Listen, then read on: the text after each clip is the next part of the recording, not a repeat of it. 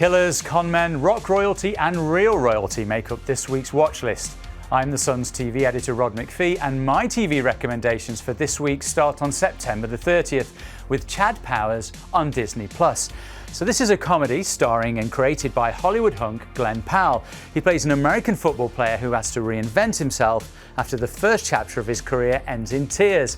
Doesn't sound mega funny? Well, the twist in this tale is that he just decides to pretend to be another football player using prosthetics and inspiration from a very unlikely source.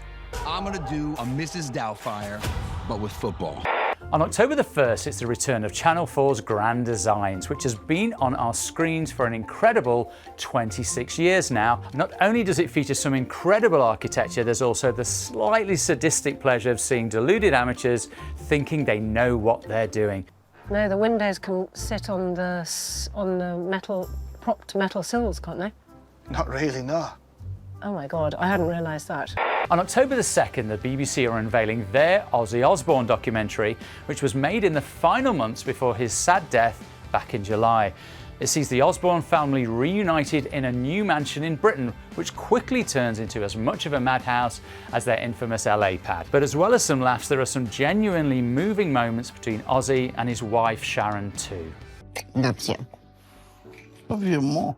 Now, brace yourself, because on October the 3rd, it's the start of what's arguably Netflix's most gory show ever. The Ed Gein Story looks at the life of probably the worst serial killer in history. This is a man whose crimes were so vile it inspired not only Psycho, but also Silence of the Lambs and the Texas Chainsaw Massacre. So, not one to watch with the kids.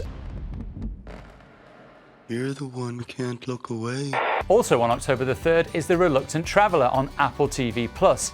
This sees Eugene Levy arrive in Britain, where he actually meets up with our very own Prince of Wales.